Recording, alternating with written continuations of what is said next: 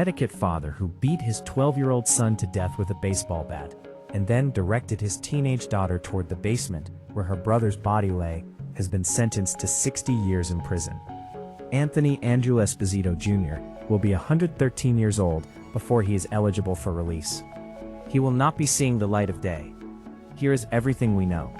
At approximately 4 p.m. on May 1, 2025, Branford police in Connecticut received a call from a woman who said she believed Andrew Esposito had killed someone inside his home. Officers were dispatched immediately. While they were on their way, they learned that Esposito had already left the scene. When they arrived at his condo, they went to the basement. What they found there was one of the most devastating scenes a police officer can encounter. In the basement of the home, officers found 12-year-old Andrew P. Esposito, Esposito's own son, with catastrophic injuries inflicted by a baseball bat. The preteen was pronounced dead at the scene. An alert was immediately issued to locate his father. Connecticut State Police troopers located Esposito in his vehicle and turned him over to the Branford Police Department. He was in custody, his son was dead, and the investigation into what had happened in that basement was just beginning. In the investigation that followed, Esposito gave his account of what had happened. He said his son had been disrespectful. He said he often heard voices in his head, the voices of his own parents, who he claimed had abused him as a child. He told officers those voices told him not to let his son get away with it. And then, he said the voices said, "Baseball, baseball bat." He picked it up. He started swinging. He struck his son in the back of the head, a 12-year-old boy, killed by his own father. What happened after the killing makes this case even more chilling. Esposito left the scene and drove to the town green, where he picked up his teenage daughter. When she asked where her brother was, he told her he was downstairs, and he pushed her toward the basement, toward her brother's body.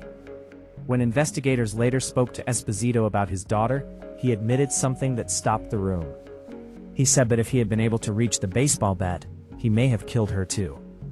She escaped from the basement safely, and in doing so, she survived a father who had just killed her brother, and who, by his own admission, would have killed her as well. On April 24, 2026, Andrew Esposito Jr. appeared in court and pleaded guilty to murder and attempted murder. He did not go to trial. He admitted what he had done. On Tuesday, July 7th, Esposito appeared before Judge Tracy Lee Dayton for sentencing. The court handed down 40 years for the murder of his son, 20 years for the attempted murder of his daughter, to be served consecutively, 60 years in prison, without the possibility of early release that would make it anything less than a life sentence in all but name. Supervisory Assistant State's Attorney Adrienne Russo described the crime in one word: unfathomable. New Haven Judicial District State's Attorney John P. Doyle Jr. said few tragedies are more devastating than the loss of a child. Anthony's death is a heartbreaking reminder of how deeply our communities depend on those who work every day to protect the most vulnerable among us, he said. Judge Tracy Lee Dayton took a moment during the sentencing to acknowledge something important: the extraordinary bravery of the boy's mother and sister, who both addressed the court. They stood in that courtroom, they faced the man who had killed their son and brother, and they spoke. Andrew P. Esposito was 12 years old. His family described him as a bright and loving child. They said his smile, his laughter, and his kind soul brought warmth to the lives of everyone around him. A GoFundMe was established by relatives to support his family in the aftermath of his death. The Branford Counseling Center and the Office of Victim Services have also provided support to those left behind. A 12-year-old boy with a kind soul and a warm smile. Gone because of the man who was supposed to protect him most. Andrew P. Esposito was 12 years old. He was in his own home, in his own basement, and he was beaten to death by his own father. His sister survived because she was able to get out.